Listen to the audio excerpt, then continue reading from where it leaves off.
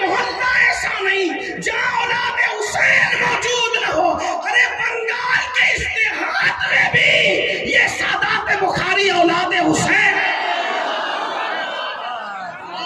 عراق جاؤ تو شیخ رفاعی اولاد حسین.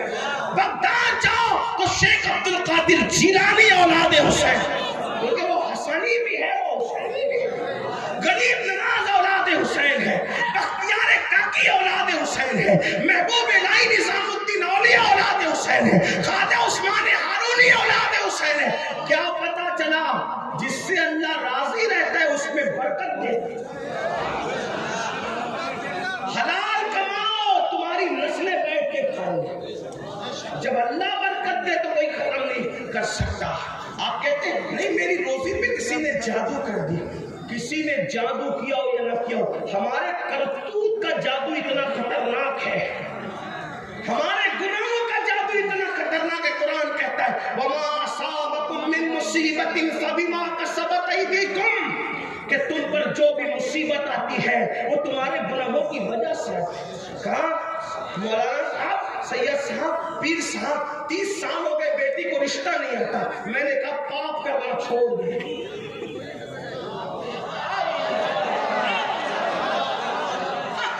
یہ ہنسی کی بات نہیں ہے, اور کام کی بیٹیوں سے کہتا ہوں اگر گھر میں بیٹھی بغیر رشتے کی لڑکوں کی کمی نہیں ہے, گناہ کرنا چھوڑ میری بہن. تجھے ایسے گھر کا رشتہ آئے گا نیکی کی برکت سے, تیرا گمان بھی نہیں جائے گا. اب آپ کو لگے گا کہ یہ مولوی لوگ کو بلائے تقریر کے لیے کچھ بھی بول کے جا رہے ہیں. دلیل پیش کرو. دیکھو اگر نیکی کرو گے تو اتنے اونچے گھرانے کا رشتہ آئے گا تقوی کی وجہ سے. لیکن تقوی اللہ کے لیے ہونا چاہیے, کسی کو دکھانے کے لیے نہیں. پتہ چلا اوپر سے تقوی اندر تو خالی ہے. حضور علیہ السلام کو بات التقوی ہاں ہونا, تقوی یہاں ہے, گردن میں نہیں ہے جو گردن جھکا کے بیٹھتے ہو. گردن نہ جھکاؤ, دل جھکاؤ. ٹوپیاں خوبصورت نہ پہنو, دل کو خوبصورت بناؤ. داڑھی کی تلاش میں توجہ دینے والوں دل پہ توجہ دو, کیونکہ اللہ کے رسول فرماتے متفق علیہ حدیث ہے ان اللہ لا ينظر الى صورکم والى اموالکم ولکن ينظر الى قلوبکم. اللہ تمہارے چہرے دیکھتا ہے نہ مال دیکھتا ہے, اللہ تو تمہارے دل دیکھتا ہے. دل, اس دل میں پاپ ہے, پاپ دل میں گناہ ہے, دل میں جرائم ہے. اگر بچیوں کو نیک بننے پر اچھا رشتہ نہ آئے, میری زبان کاٹنے میں کوئی چیلنج کے ساتھ بات کرنے والا آدمی نہیں, لیکن مجھے اپنے نبی کے فرامین پہ اتنا یقین ہے. یاد رکھنا, جس تقوی سے اللہ مل سکتا ہے اس تقوی سے اچھا شوہر نہیں مل سکتا. جس تقوی پرہیزگاری سے اللہ مل سکتا ہے اس سے اچھی بیوی نہیں مل سکتی. جو اللہ تک پہنچا دے وہ بیوی تک نہیں پہنچا سکتا جو اللہ تک پہنچا دے. آپ کو بتاؤں, دیکھو تقوی کی برکت سے اچھا رشتہ کیسے ہے. میں کوئی وظیفے کا مخالف نہیں ہوں, میں خود سلسلے سے وابستہ ہوں الحمدللہ. میں قادری برکاتی ہوں الحمدللہ رب العالمین. میں امام اہل سنت کا غلام ہوں الحمدللہ رب العالمین. ہمارا رشتہ ہے جس خانقاہ قادریہ برکاتیہ سے میرے امام کا رشتہ محبت ہے, وہ آپ کی غلامی کرتے ہیں الحمدللہ. ہاں لیکن ایک بات آپ سے کہتی ہوں, دیکھیے ہمارے بزرگوں نے جو بات کہی ہے اسی کو توجہ. امام اہل سنت فرماتے ہیں الوظیفۃ الکریمہ میں کہ فقیر اکثر وظیفے میں وہی دعائیں رکھتا ہے جو حدیث میں ہے. ہاں لوگ امام احمد رضا کہتے ہیں بدعتی تھے. میں نے کہا وہ جتنا سنت کے عامل تھے اس صدی میں کسی بدعتی فرقے کے اندر ایسا عالم اور عامل تو دور کی بات ہے, ان کی جوتیوں کی نوک کی جو گرد ہے نا اس کے برابر ان کی زندگی کا کوئی عمل خلاف سنت ثابت کر کے بتاؤ. یہ اور بات ہے کہ ہم نے امام احمد رضا کے متعلق یہ باتیں تو لوگوں کو بتائی کہ وہ دونوں ہاتھ سے لکھتے تھے. یہ تو ذمہ دار وہ ہیں جو بیان کر چکے. لیکن مجھے تو امام احمد رضا کی زندگی میں یہ نظر آتا ہے کہ وہ آخری دن, اپنی زندگی کے آخری دنوں کے اندر دو لوگوں کے ہاتھ پر, دو لوگوں کے کندھوں پر اپنے ہاتھ رکھ کر اپنے پیروں کو زمین سے گھسیٹتے ہوئے نماز باجماعت کے لیے مسجد میں جا رہے ہیں. مجھے یہ بات نہیں کہ کوئی جو بیان کرے اس کا ذمہ دار وہ ہے. میں نہ مخالفت کر رہا ہوں نہ حمایت کر رہا ہوں کسی کے کہ دو ہاتھ سے لکھتے رہے، لیکن میں ان کے دونوں ہاتھ کو دیکھ رہا ہوں تصورات میں کہ وہ دو ماننے والوں کے کندھوں پہ ہاتھ رکھ کر باجماعت جا رہے. آخری ایام میں اتنے بیمار ہو گئے ہیں کہ چل نہیں سکتے تو پیر رگڑ کر کے مسجد جا رہے. کسی نے کہا ایسے وقت میں تو جماعت معاف ہو جاتی ہے، آپ گھر میں بھی نماز پڑھ سکتے ہیں. تو میرے امام نے فرمایا جماعت معاف ہو جائے الگ بات ہے، لیکن یہ ادا تو میرے نبی کی سنت ہے نا. حضور بھی تو کسی کے کندھے پر ہاتھ رکھ کر مسجد تک گئے تھے. جب مسجد جا نہیں سکتے تھے تو تب بھی تو اس حالت میں گئے تھے. بات جماعت کے معاف ہونے کی یا اس کے ادا کرنے کی نہیں ہے، ہم عشق کے بندے ہیں، ہم ثواب کے سوداگر نہیں ہیں، ہم عشق کے بندے ہیں. ہم تو دیکھ رہے ہیں کہ محبوب کی ادا کیا ہے، اسی ادا کو ادا کر رہے ہیں. سبحان اللہ. مسلک اعلیٰ حضرت کا نعرہ لگانے والوں، کیا یہ ادائیں ہمارے اندر بھی ہے؟ جو بیٹے کی شادی میں 3 دن کی نمازیں چھوڑ دے، جو میت کی مصروفیتوں میں نمازیں چھوڑ دے، آخر وہ اس ادا پر، اس لیے کہ شاید ہم نے اس کا ذکر ہو سکتا ہے کسی کو اس پر تکلیف بھی ہو کہ یہ کیا بات کی جا رہی ہے، لیکن میں آپ سے آپ کی تکلیف کا مجھے کوئی خیال نہیں، مجھے تو اپنے اللہ کی رضا کا خیال ہے. اس لیے میں وہ بات کرنا چاہتا ہوں. تو میں بات کرنے چلا تھا، بات دور نہ نکلے کہ اگر متقی بن جاؤ، اگر اللہ سے ڈرنے لگے، گناہ چھوڑ، ایسی جگہ کا رشتہ آئے گا گمان بھی نہیں ہوگا. دیکھو اس کو میں ایک دلیل کی روشنی، آپ نے سنا ہے کوئی نئی بات نہیں، میں کوئی نئی بات کیا کر سکتا ہوں. 14 صدیوں کا جو ذکر ہے اس سے بات ہے کہ آپ سن چکے، سنی بہت جلسہ کرتے سنتے بھی ہے، کوئی نئی بات نہیں کر سکتا، صرف آپ کو یاد دہانی کرانا. فاروق اعظم سیدنا عمر ابن خطاب نے اعلان کیا ہمارے مذہب میں دودھ میں پانی ملا کر بیچنے کی اجازت نہیں ہے. آپ نے فرمایا کوئی دودھ میں پانی ملا کر نہیں بیچے گا. توجہ کرنا، یہ بات آپ بار بار سن چکے، لیکن اس کو میں کسی اور پیغام میں آپ کے سامنے رکھ رہا ہوں، میری بہنوں کے سامنے، آپ کے سامنے. اچھے رشتے چاہتے ہو، اس سے بڑا وظیفہ کوئی نہیں میرے پاس اچھے رشتے کا.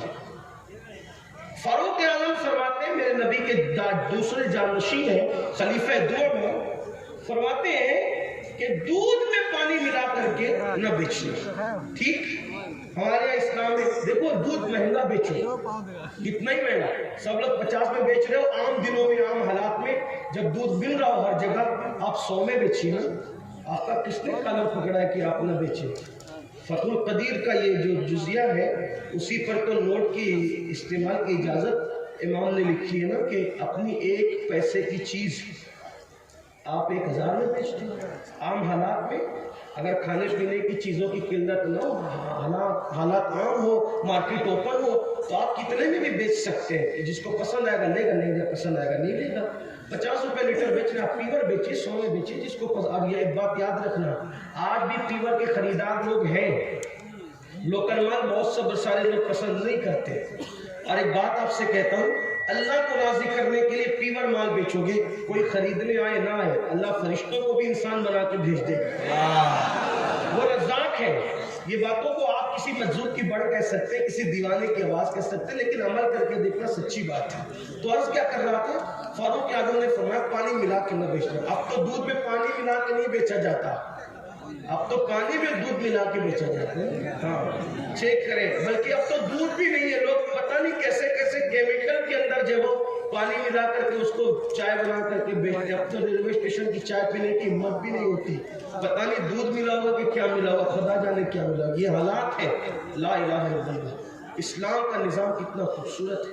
وقت کا امیر المومنین کہتا ہے دودھ میں پانی ملا کے نہ بیچنا. اچھا پھر اس کے بعد کہہ کے سو نہیں جاتے. آج لوگ اس لیے کرپشن کا شکار ہے کہ جو لوگ قانون پاس کرتے کرپشن کے خلاف وہی کرپشن کے اندر گرفتار ہے. کرپشن کا خاتمہ اس وقت ہوگا قانون پاس کرنے والا پہلے عمل کرے. یہ بات ہے. تو فاروق اعظم نے فرمایا دودھ میں پانی ملا کے نہ بیچنا. ٹھیک بات ہو گئی. لیکن رات کو نکلتے تھے مدینے شریف کی گلیوں میں گھومنے کے لیے، کون کرپشن کر رہا ہے کون کیا کر رہا ہے. اچانک ایک کانپتی ہوئی بوڑھی آواز فاروق اعظم کے کان میں پڑی، کانپتی ہوئی بوڑھی آواز، بیٹی. جی ممی، جی امی. میں اپنے الفاظ میں کہہ رہا ہوں، ورنہ آپ کہیں کہ عربی میں ممی کہاں سے آ گئی. ایسا نہیں ہے. کچھ لوگ تقریر سننے بھی آتے ہیں تو ایسا نہیں ہے، بات اپنے لہجے میں کہی جاتی ہے، تو عربی میں جی بھی نہیں ہے. ٹھیک ہے. لیکن بات تو آپ کی کرنی ہے نا، ورنہ میں عربی میں متن آپ کے سامنے پڑھوں گا تو آپ کو کیا سمجھ میں آئے گا؟ اور میری گزارش یہ بھی، میری عادت بھی ہے کہ میں بہت ہلکی زبان استعمال کرنا چاہتا ہوں تاکہ میرے کسان بھائی بھی سمجھ لیں، چھوٹے چھوٹے بچے بھی سمجھ لیں۔ یہ تو کہا جی امی کیا بات ہے؟ کہا کہ بیٹا جلدی سے دودھ میں پانی ملا دو، رات کا آخری پہر ہے۔ بوڑھی ماں اپنی جوان بیٹی سے کہتی دودھ میں پانی ملا۔ بوڑھی ماں کی آواز سن کر جوان بیٹی کی طرف جب کان لگے فاروق اعظم تو اس نے کہا امی تمہیں پتہ نہیں امیر المومنین نے منع کیا نا دودھ میں پانی ملا کر بیچنے سے، میں دودھ میں پانی نہ ملاؤں گی۔ تو کیا کہا بیٹی وہ امیر تو ہمارا سو رہا ہوگا، عمر سو رہے ہوں گے، وہ کہاں دیکھ رہے ہیں؟ تو پتہ ہے جوان بیٹی نے کیا کہا امیر تو نہیں دیکھ رہا ہے لیکن تیرا اور میرا اور امیر کا خدا تو دیکھ رہا ہے۔ واہ سبحان اللہ۔ اب اس پر یہاں تک آپ نے سنا، اب توجہ کریں۔ فاروق اعظم یہ سن کر آنکھیں چھلک پڑی کہ جوانوں میں ایسے لوگ موجود ہیں، ابھی بھی جوان ایسے لوگ موجود ہیں میرے مذہب میں، میرے مدینے میں۔ تو وہاں پر آپ نے نشان لگا دیا، گھر پہ نشان لگا دیا، نشان لگائے گھر گئے، آنکھ میں آنسو تھے۔ صبح ہوئی، اپنے بیٹوں کو جمع کیا اور جمع کر کے فرمایا دیکھو میں بوڑھا ہو چکا ہوں، اب میں کوئی شادی نہیں کر سکتا، تم میں کون ہے جو اس لڑکی سے شادی کرے گا جو اللہ سے ڈر کر کے دودھ میں پانی نہیں ملا رہی تھی، اس سے کون شادی کرے گا؟ آپ کے بیٹے تیار ہو گئے کہ ابو میں شادی کروں گا۔ آپ دیکھیں کوئی رشتے میں کسی بچولیا کو ڈالا گیا، کسی اغوا کو ڈالا گیا، کسی اغوا نے اغوائی کی، ایک لڑکی کا تقویٰ، اللہ اکبر، مدینہ منورہ کے عام گھرانے کا رشتہ نہیں آیا، وقت کے امیر المومنین کا رشتہ بغیر مانگے گھر تک کے چل کر آیا، اور وہ تقوی کی برکت تھی، پرہیزگاری کی برکت تھی، اور پھر فاروق اعظم کی وہ لڑکی بہو بن گئی، وقت کے امیر المومنین کی بہو بنی۔ کیوں؟ ڈگری کی وجہ سے نہیں، حسن کی وجہ سے نہیں، مال کی وجہ سے نہیں، نسب کی وجہ سے نہیں، صرف تقوی کی برکت سے امیر المومنین کی بہو بنی۔ اور صرف امیر المومنین کی بہو نہیں بنی بلکہ جب اس لڑکی کی شادی ہوئی تو اللہ نے فاروق اعظم کے بیٹے اور اس لڑکی سے ایک اور بیٹی عطا فرمائی، اور اس بیٹی کا نکاح پھر ایک جگہ ہوا، اسی بیٹی سے جو بیٹا پیدا ہوا اسی بیٹے کو دنیا نے حضرت عمر ابن عبدالعزیز کے نام سے جانا اور پہچانا۔ یعنی وہ صرف عمر کی بہو نہ بنی بلکہ 14ویں پہلی صدی کا مجدد اور دوسرے امیر المومنین، عظیم امیر المومنین جو ہے ان کی نانی بھی بن رہی ہے نا، وہ عمر ابن عبدالعزیز کی نانی بھی بن رہی ہے، ایک اور امیر المومنین کی، یعنی عمر ابن عبدالعزیز کی نانی بنی وہ۔ پتا چلا تقوی کی برکتیں یہ ہیں۔ تو میرے آقا علیہ السلام کے پیارے دیوانوں، بات دور نکلی، عرض کیا کر رہا تھا کہ حرام نہ کماؤ۔ اور ایک اور جملہ دیکھیے، آپ اگر